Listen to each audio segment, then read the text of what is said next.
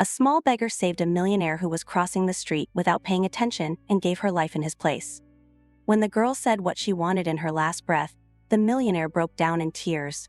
Little Ivy, a child in tattered and dirty clothes, trembled as she crossed the glass doors of the restaurant. Her feet dragged slowly, her thin hands clutching her hunger-aching stomach, her tired face that of someone who didn't know what a meal was for days. The surrounding environment was crowded, and people talked and ate carelessly without noticing the girl trying to remain invisible. Each averted gaze, each disapproving grimace at seeing her old clothes and skinny body was like a silent punch. "Please, can someone pay for a plate of food for me? I'm so very hungry. I'm feeling weak. Can someone at least give me a spoonful of food?" she whispered, weakened by the hunger that tormented her as she gathered strength to ask.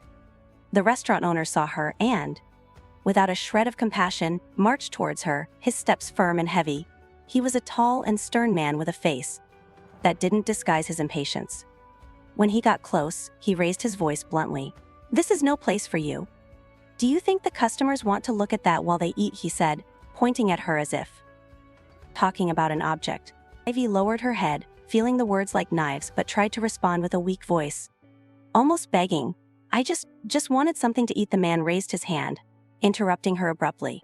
"Look here, nobody owes you anything. Get out before I drag you out the door, understood?" Ivy shrugged her shoulders and took a few steps back, her eyes burning with shame and hunger.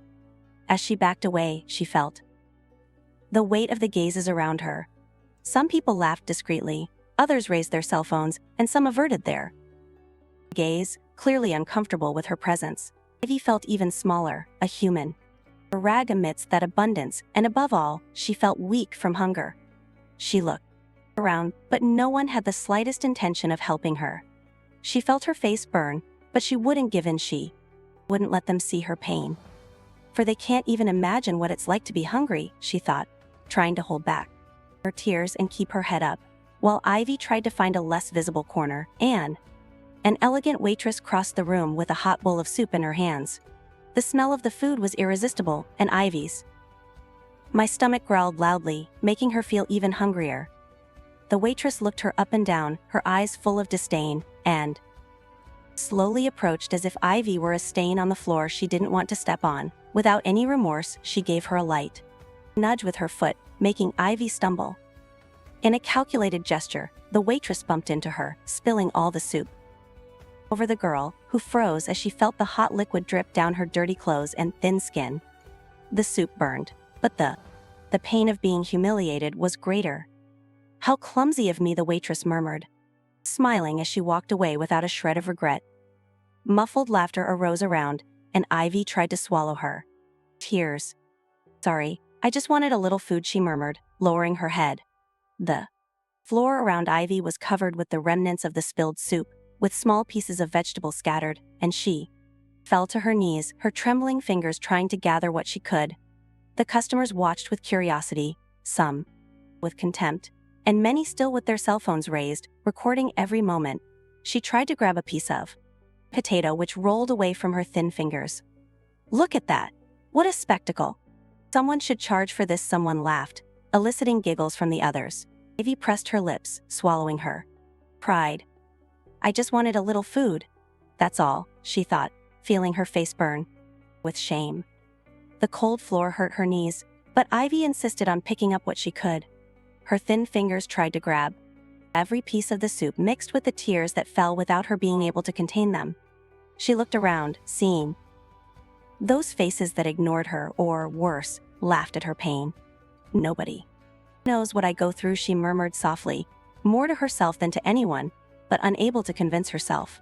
In the midst of that scene of humiliation, a small child sitting close to Ivy watched the scene with curious eyes. "Mommy, why is she crying?" the little girl asked in an innocent and curious voice, but her mother quickly turned her daughter's face away and replied firmly, "Don't look at that, dear, it's not our problem." Ivy felt her chest tighten, as if the little dignity she had left was crushed right there under that look of disdain.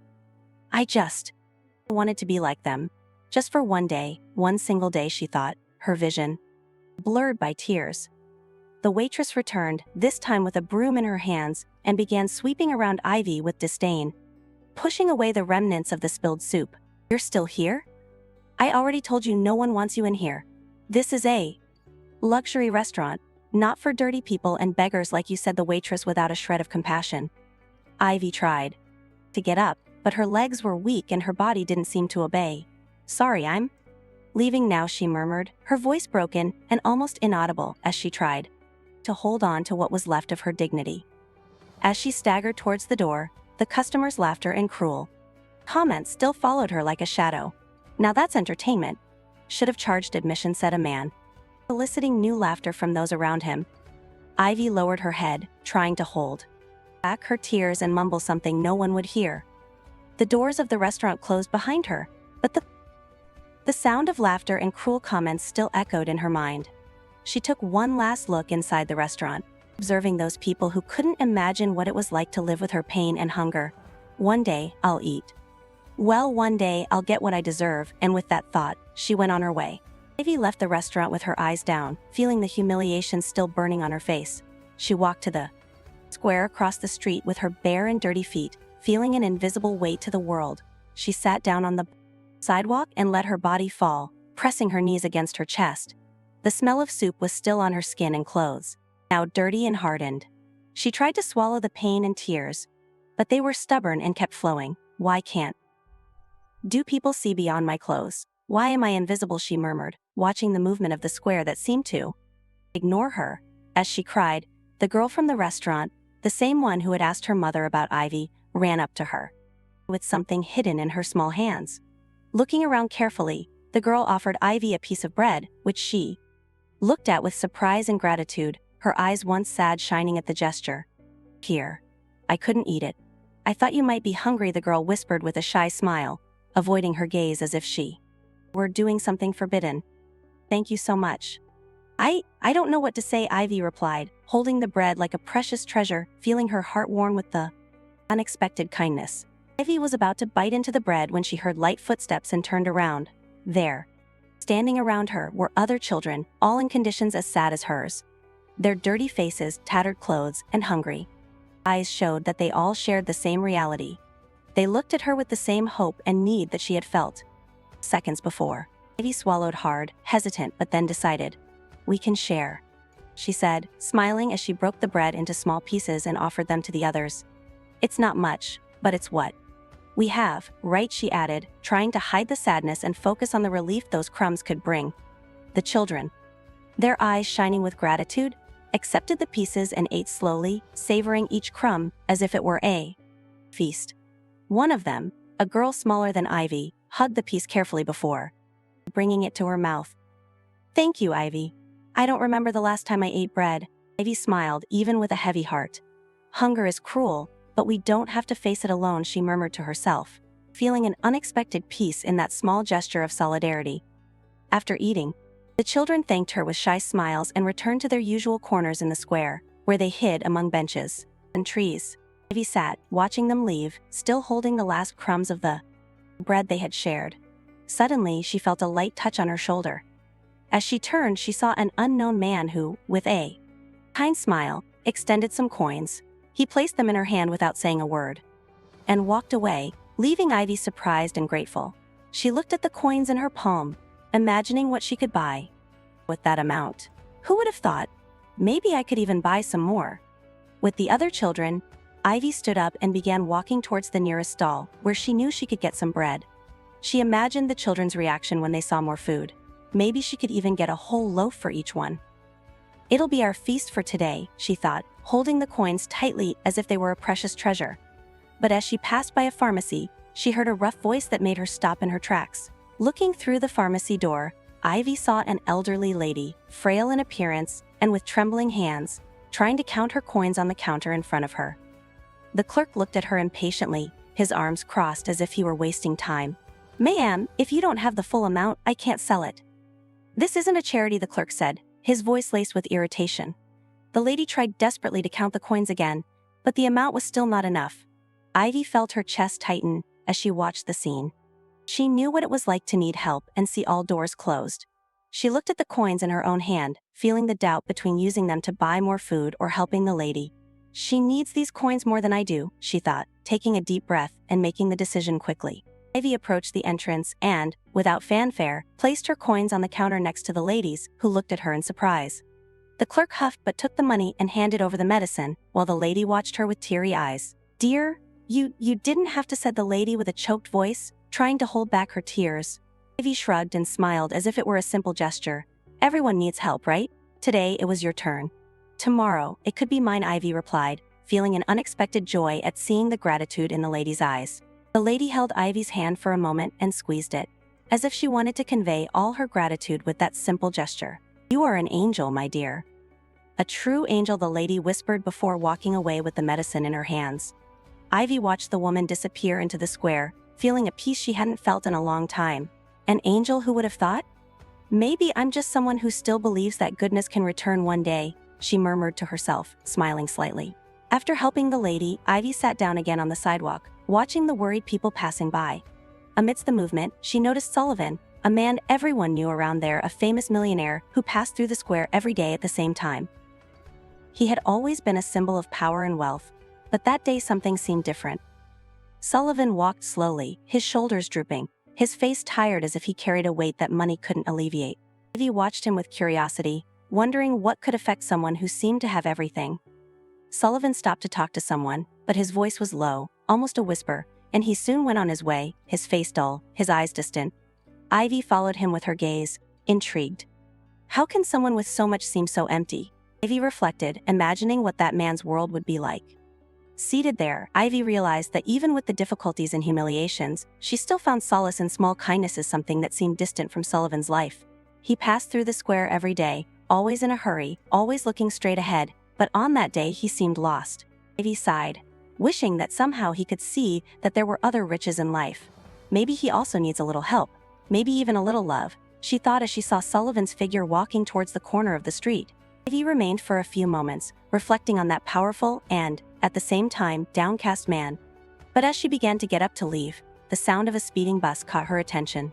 She looked in Sullivan's direction, who, distracted on the phone, was starting to cross the street, oblivious to the danger. The bus was approaching too fast, and Sullivan, without taking his eyes off the screen, followed his path as if he were alone. Ivy felt her heart tighten. He doesn't even realize what's happening. He's about to get run over, she thought, a wave of adrenaline rising through her body. Without hesitating, she began to run. With each step, Ivy felt the weight of responsibility, and the distance seemed enormous, even though he was only a few meters away. "I need to get to him. I can't let him get hurt," she muttered, her eyes fixed on Sullivan's figure, who remained motionless in the middle of the street, ignoring the danger signs around him.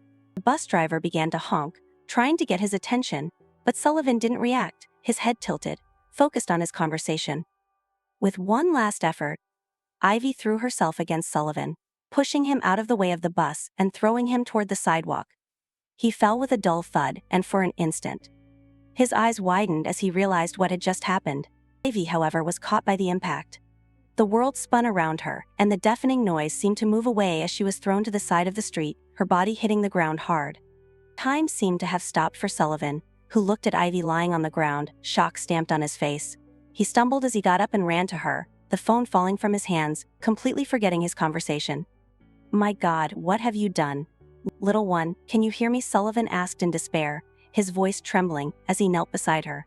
Ivy slowly blinked, her eyes starting to close, and he held her face with both hands as if he wanted to prevent her from passing out. "Stay with me. You can't leave me now? I need help." "Someone, help," he shouted, looking around. The people passing by started to approach, some with shocked expressions and others whispering among themselves. Some quickly called for emergency services, while others just watched, hesitant to get involved. Sullivan, still crouched, tried to make Ivy keep her eyes open. "Don't close your eyes. Why, you saved me. You can't leave me here now. I'll never be able to thank you enough," he murmured, his voice laden with fear and remorse. Ivy blinked, still conscious, but the fatigue seemed to drag her into a deep sleep. She tried to focus on Sullivan's voice, which kept calling out to her, and gave a weak smile. "I'm okay, just tired," she whispered, her voice weak, but feeling that her words didn't have the strength to reassure him. His image seemed blurred, as if she was seeing him through a veil, and it became increasingly difficult to keep her focus. Sullivan, seeing her lose consciousness, became desperate. "Don't do this to me, please. Stay with me. I don't know what to do. Someone is coming to help," he said, as if trying to convince her that she just needed to hold on for a few more seconds. "You're strong. I know you are. Look at me," he pleaded, his voice choked with panic. Ivy felt her head spinning, and each word seemed to come from far away. She tried to answer, but the fatigue enveloped her like a heavy blanket. It's all right," she murmured, with no strength to say anything else. The faces around her blended together, and she closed her eyes for a moment, feeling a strange relief in finally resting. "Stay with me. Please," she heard Sullivan's voice again, like a distant echo, and thought about how he seemed so fragile, so human, like she had never imagined. Sullivan held her hand tightly, his eyes full of tears as he looked around, as if every second was a torment of uncertainty. "I don't know your name, but please, you can't leave me like this. Why, you saved me, and I need you to stay here so I can thank you, so I can help you somehow," he continued, his voice now lower, almost a whisper. Some people tried to reassure him, saying that the ambulance was on its way, but he didn't seem to hear, trapped in the anguish of seeing the person who had saved him in that state. "Hold on. They'll be here soon. You'll be all right. You have to be," he repeated, as if he were speaking more to himself than to her. "My name is Ivy, sir," she whispered. Sullivan kept holding Ivy's hand, not letting go, kneeling beside her as the crowd approached, and the ambulance sirens still sounded distant. He tried to keep her eyes open, fighting against the weariness that was overcoming the girl. She blinked slowly, as if the effort to stay awake demanded a strength she no longer had. "You need to stay with me, little Ivy. Is there anything I can do for you? Anything you want me to do when you get better?" "I have to repay you for saving my life," he asked, his voice heavy with anguish, desperately seeking a way to keep her conscious. Eyes with difficulty feeling her face burning and Sullivan's words echoing like a promise. "What do I want?" she murmured as if reflecting on something very distant. Her voice was an almost inaudible thread, but she gathered what little strength she had left to answer. "I want you to feed the children in the square so they don't go hungry," she asked, her voice laden with a simplicity and sincerity that made him freeze. For an instant Sullivan felt the impact of those words and his face contorted. "The children in the square? You don't want anything for yourself, only for me to give them food," he repeated, barely believing the request he had heard as a lump formed in his throat. Tears began to stream down Sullivan's face, who until then had always thought that money solved everything, but now found himself powerless in the face of that little life he was trying to hold on to. "Yes, sir, so that they have a little more than I did," Ivy whispered, her eyes trying to focus on him, but the weakness making it increasingly difficult to stay present. Sullivan wiped the tears with his free hand, trying to prevent her from seeing his despair. "I will, okay, I promise.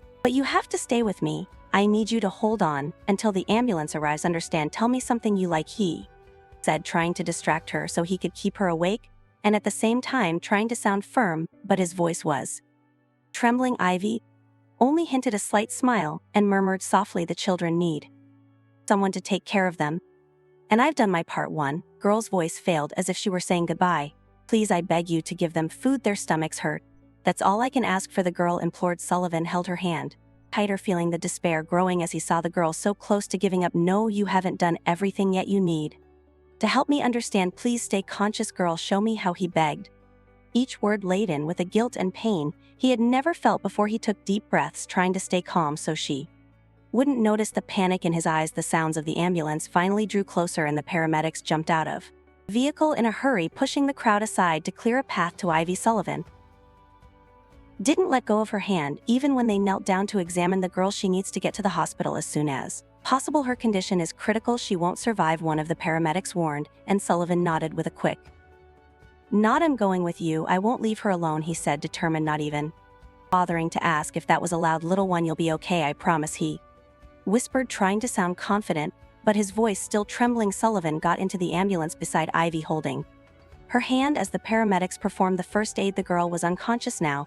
and he looked at her pale face with a concern he never thought he would feel. "Why did you do that? Why did you risk your own life for me?" he murmured, as if expecting an answer he knew wouldn't come. He felt powerless, like he had never felt before, in the face of that girl he barely knew, but who seemed to carry a strength greater than anything he knew. "I would do it for anyone, sir. My mama used to say that the kindness we do is what we leave as a legacy in the world," she answered in a weak voice, making the millionaire cry even more. The ambulance arrived at the nearest hospital, but it was a hospital for the underprivileged, and Sullivan rushed out carrying Ivy in his arms. Upon entering, he was surprised by the precarious conditions of the place. Lines of people waited for care, while staff members rushed around but unable to attend to everyone. I should have come with my driver. I should have done this another way, he lamented in a whisper, feeling the weight of his decision to walk alone to feel more independent now. The choice seemed insignificant, and all that mattered was saving Ivy. A doctor came to attend to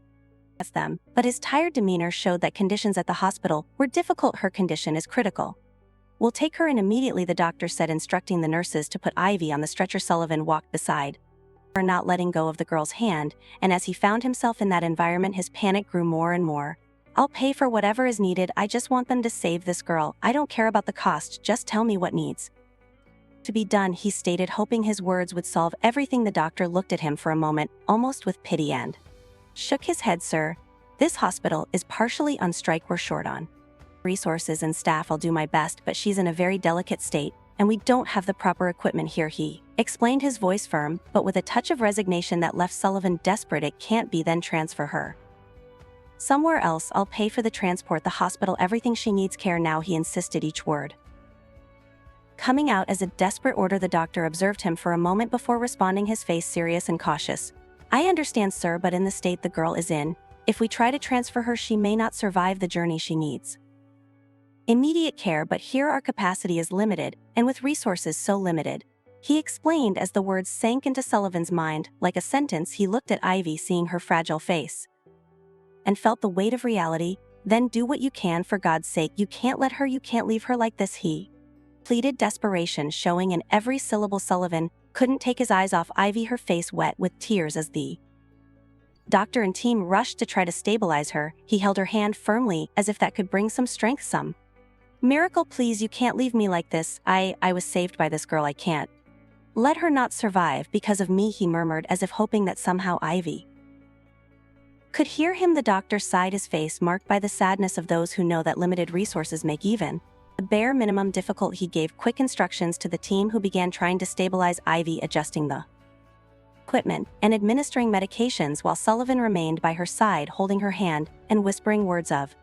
encouragement. I know you're strong. I know you can overcome this, Ivy. Just keep fighting, he murmured, feeling the weight of guilt crushing his heart. He knew that every minute there was precious, and despair became more palpable with every moment. After a few minutes of trying, the doctor approached again, his expression worried but determined. Mr. Sullivan, we're doing our best to stabilize her, but the resources here are really insufficient. Her vital signs are fluctuating a lot, and in the critical state she's in the best chance it would be immediate and specialized care, and we'll only get that with a transfer to a hospital with better conditions. But I have to warn you that the risks of transportation are great, he said, cautiously observing Sullivan's desperate gaze. Sullivan felt a lump in his throat but shook his head, determined.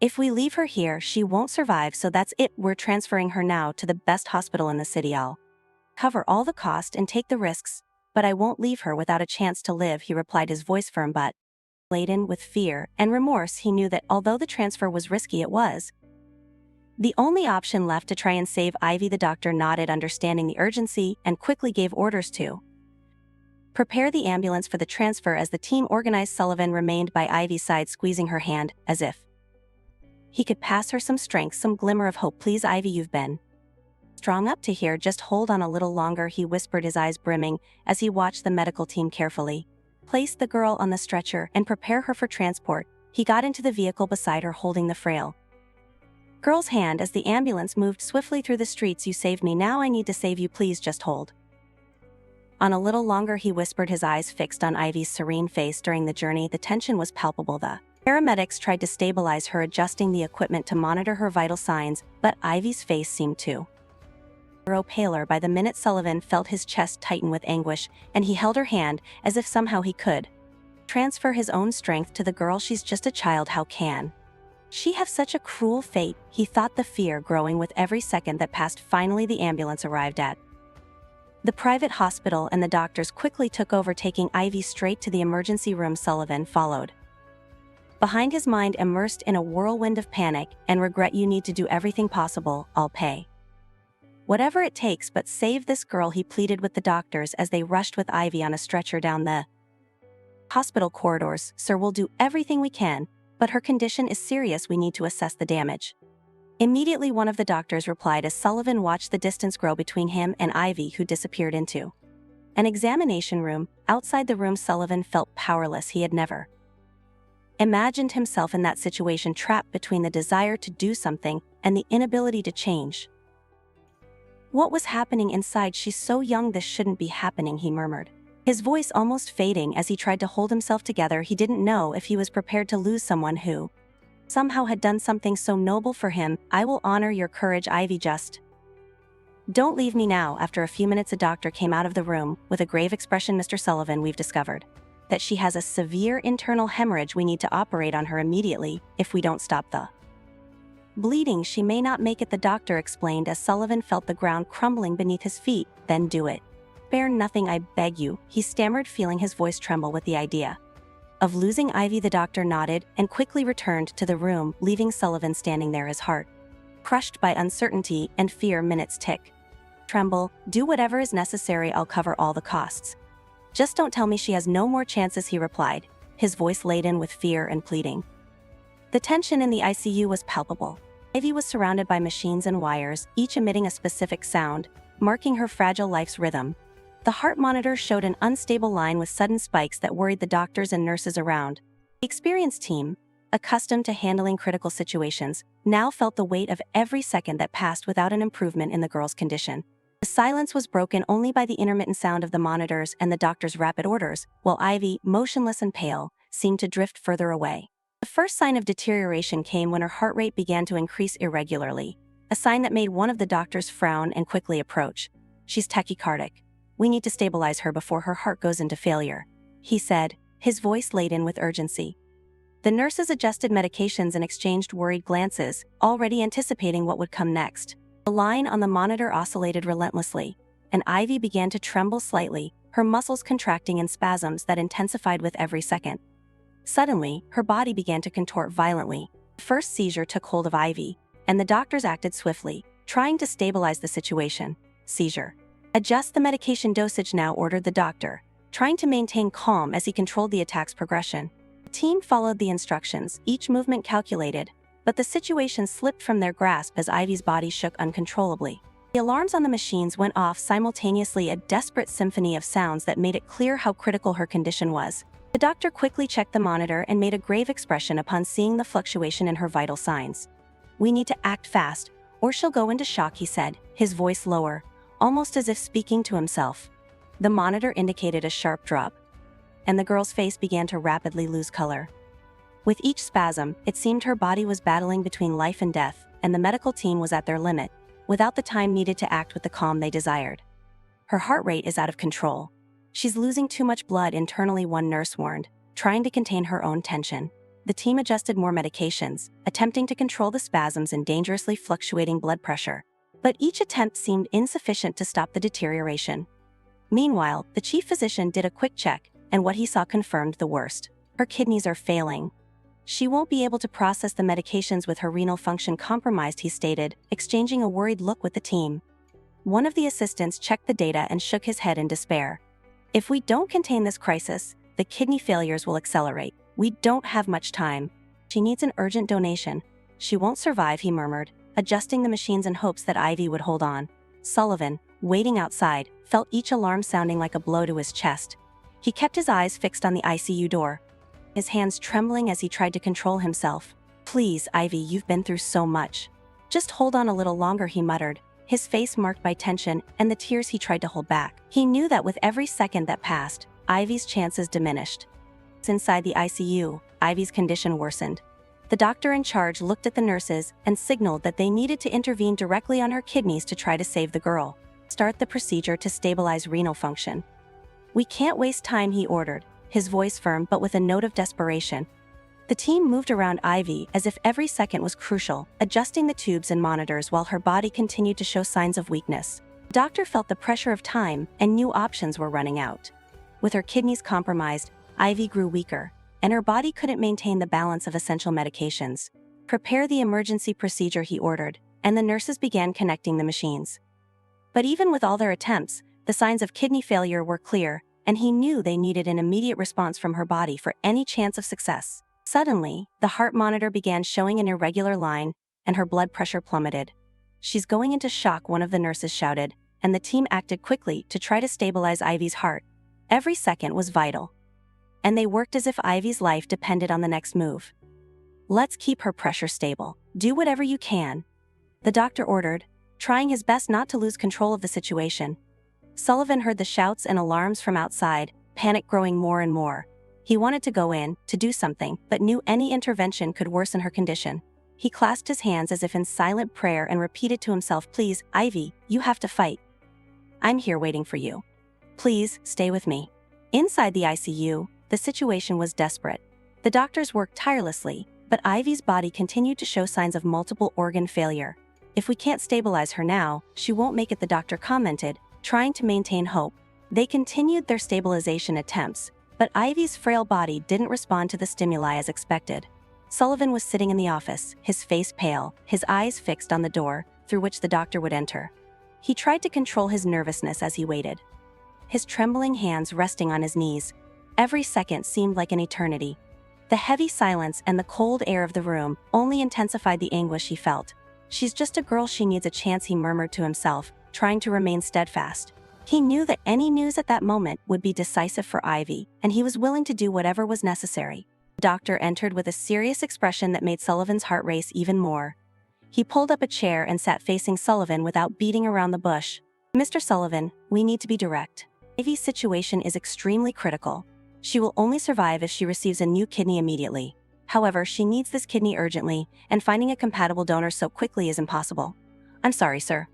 We will do everything we can to find one, but the chances are extremely unlikely," the doctor began, his voice heavy with the gravity of the situation.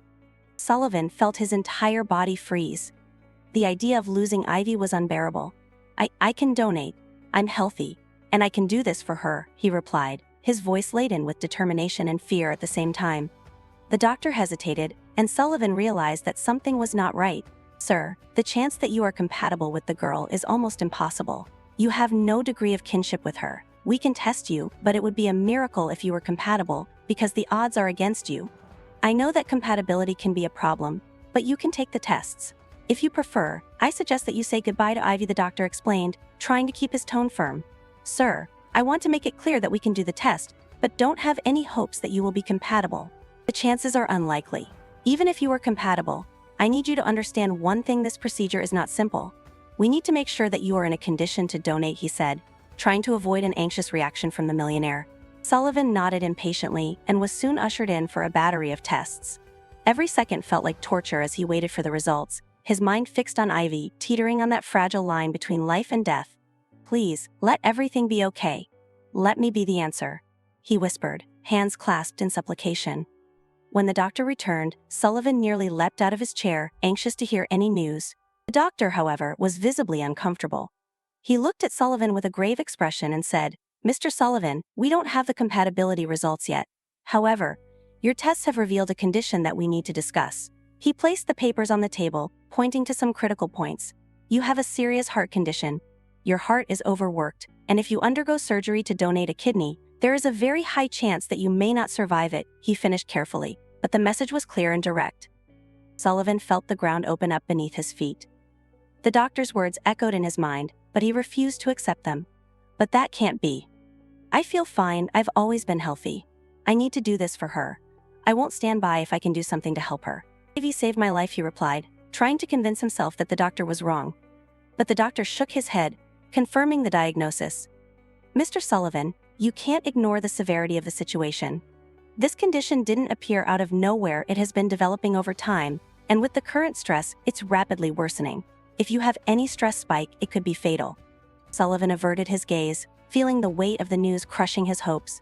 He took a deep breath, trying to process what he had just heard. "But if we do nothing, she'll die. If I'm a match, I'm going to donate. I can't leave her like this," he murmured, eyes welling up, trying to find the strength to accept that devastating reality. The truth hit him with a crushing intensity, and the dilemma between saving Ivy and risking his own life was a burden too heavy to bear. The doctor sighed, understanding the situation but needing to be direct. "Even more unlikely that you'll be compatible." Sullivan closed his eyes, feeling a sharp pang in his chest, but the desire to save Ivy was stronger than his fear. "Then I want to try. I'll do it for her, even if it costs me my life," he whispered firmly but with a broken voice. The doctor still tried to convince Sullivan to reconsider, but the millionaire was determined. "I made a promise, and I can't break it. Ivy needs someone to protect her, and I'm the only person who can do that now." Suddenly, a nurse rushed in, interrupting the conversation, and Sullivan knew immediately that something was wrong. "Mr. Sullivan, it's Ivy. She's getting worse. She's not responding to the medication anymore," said the nurse, her face etched with concern. Sullivan's heart raced, and he felt a sharp pain in his chest, as if the world was crumbling around him. The doctor watched him with concern, realizing that Sullivan was starting to have a reaction. "Mr. Sullivan, please try to stay calm. You can't be alarmed like this, it's dangerous for your condition," warned the doctor as the millionaire tried to control his breathing, but the pain in his chest only worsened. The news of Ivy's decline had hit him like a blow, and he felt helpless, unable to act to save the only person who had made him believe in kindness again. The doctor's words sounded distant as Sullivan struggled to breathe, his chest tight and his mind spinning with the image of Ivy.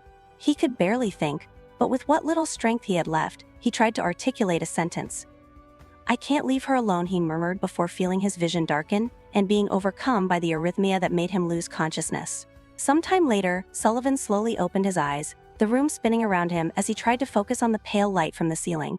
He felt weak, as if something had ripped him from reality and thrown him back there, lying and unable to react. The memory of what had happened began to return Ivy, the tests, the discovery of his own heart condition. He tried to get up, but a nurse by his side gently pressed on his shoulder, indicating that he should remain lying down. "Mr. Sullivan, please rest for a bit, we're still monitoring your condition," she said, her voice calm but firm. He took a deep breath, trying to control the urge to get up immediately. "How is she? Maybe did she make it?" he murmured anxiously, feeling his chest tighten with uncertainty. The nurse hesitated before answering, causing his heart to race even faster. "Sir, she's hanging by a thread. Her condition is critical," said the nurse, her voice low, almost a whisper.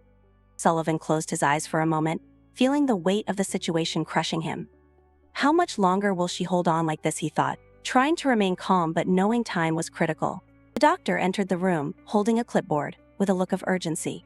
"Mr. Sullivan, I need to discuss something important with you," he began, approaching the bedside. Sullivan stared at him, his eyes fixed, absorbing every word with desperate anxiety. "We ran the tests to check compatibility, and surprisingly to this entire team, you are compatible to donate the kidney," said the doctor, trying to maintain a calm tone. Sullivan breathed a sigh of relief for a second, a spark of hope igniting within him. "So that's it. I'll donate, doctor. I said I'd do whatever it takes," he replied, his voice firm as if nothing could dissuade him. The doctor observed him for a moment before continuing, his face serious. "Sir, the situation is highly risky for you. I need you to fully understand this before making a decision." Sullivan shook his head impatiently. "I understand the risks, doctor. I know it would cost me my life, but it's a price I'm willing to pay to save her," he said, trying to get up but still weak. The doctor sighed, knowing he wouldn't back down, and proceeded, trying once more to make him reconsider. "The surgery is complex, and with your heart condition, there's a high probability that your heart won't withstand the procedure. This is no small risk, Mr. Sullivan. We want you to understand the gravity of the decision you're about to make," stated the doctor, holding his gaze steadily. Sullivan clenched his fists, aware of the danger but increasingly determined. "I know what's at stake, doctor, but Ivy is dying. She's a child who needs a second chance, and I can't let her go without doing anything," he said, his voice nearly choked by the weight of his words. As they spoke, an alarm sounded in the distance, and Sullivan's heart raced. A nurse rushed in, her expression tense. "Mr. Sullivan, Ivy is having another cardiac arrest. We're trying to resuscitate her, but her condition is becoming increasingly critical," said the nurse, causing Sullivan's world to spin. He felt the pressure in his chest increase, his heart racing as if trying to keep up with the despair consuming him. She can't leave like this," he murmured, feeling the pain intensify. He closed his eyes, struggling to remain calm, but the fear was uncontrollable. The doctor noticed Sullivan's distress and placed a hand on his shoulder, trying to calm him. "Please, sir, don't make any sudden movements. I understand what you're feeling, but we need you to stabilize the procedure. Breathe deeply," advised the doctor as Sullivan tried to control his breathing, his eyes still filled with a desperate determination. "Doctor, I'll sign whatever is necessary." "There's no time.